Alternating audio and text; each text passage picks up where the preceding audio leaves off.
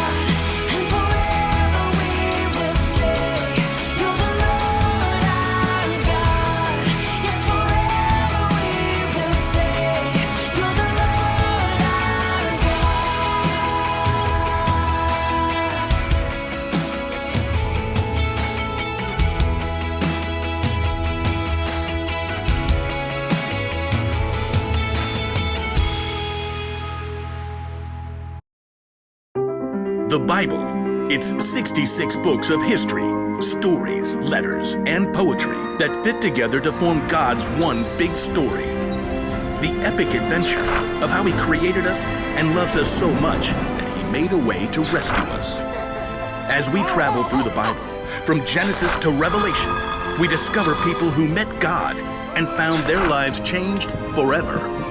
Now, for an amazing story. Inspired by the book of Matthew, chapter 5, verse 41. Jesus was rocking the world. Everywhere he traveled, he told about the good news of God's kingdom. He called people to turn away from the wrong things they had done, and he healed sick people. Great crowds began to follow Jesus. So one day, he went up on a mountainside and sat down to share with them how God wants us to live. Blessed are those who are humble. They will be given the earth. God created us. He knows that we were designed to find joy and be at peace when we follow his ways, when we see and treat others the way God does. So, right in the middle of what's often called the Sermon on the Mount, Jesus said this. Suppose someone forces you to go 1 mile. Go 2 miles with them. Okay, what? To our ears, this probably sounds like a word problem, or maybe like our PE teacher telling us to go run laps. But the people listening to Jesus knew exactly what he meant. They all lived under the rule of the Caesar in Rome. The Romans had conquered many, many territories. Judea had become a little backwater province of the Roman Empire. And Roman soldiers were sent to keep order. Jesus and all the people he taught lived under Roman rule, and they had to obey the law of Rome, including this one. I decree that any Roman soldier may force a Jew to carry his pack for precisely 1 mile. If you're thinking, what's the big deal? Think again. Being a Roman soldier was not for wimps. Sometimes the packs they carried weighed as much as 100 pounds. It took real grit and stamina to march for miles carrying that much gear. So it wasn't unusual for a soldier to call on some random person along the road to haul their pack for 1 mile, or about 1,000 steps. And if that person says no, well, it was considered an act of rebellion against the empire. Now, imagine you're an everyday, ordinary, average Joe, or Joseph. You're hiking along the road, maybe you're on your way to Jerusalem, when you look up, and in the distance, you see a Roman soldier heading your way. I don't know about you, but I think I'd turn right around and head back the other way. Or get off the road and head into a grove of olive trees. Or maybe just avoid eye contact at all costs. But maybe none of that works. The soldier stops, calls you out, and you have no choice but to look up. The soldier orders you to take his heavy pack and haul it along for a whole mile. You can't fight the empire. So, you pick up the pack. And it's forward march. You're probably counting your steps the whole way.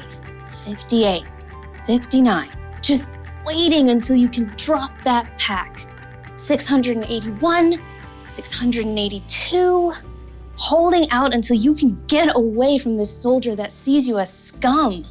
998, 999, 1,000.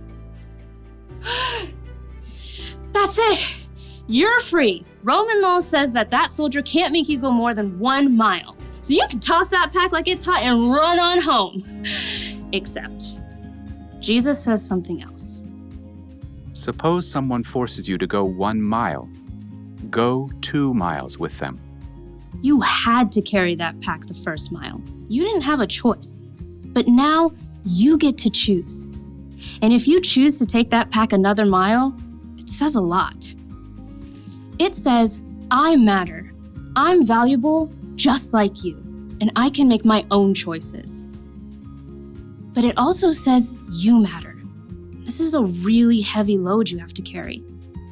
And I'm gonna help you not because I have to, but because I choose to. Go the extra mile doesn't just mean go big or go home. Going the extra mile means that you make a choice to help someone, to be kind. You choose an action that says, I'm doing this for you because I want to, not because I have to. And I'm doing this because you are made in the image of God. And that makes you valuable to Him and to me. So, you may not live in an empire, but you can still go the extra mile.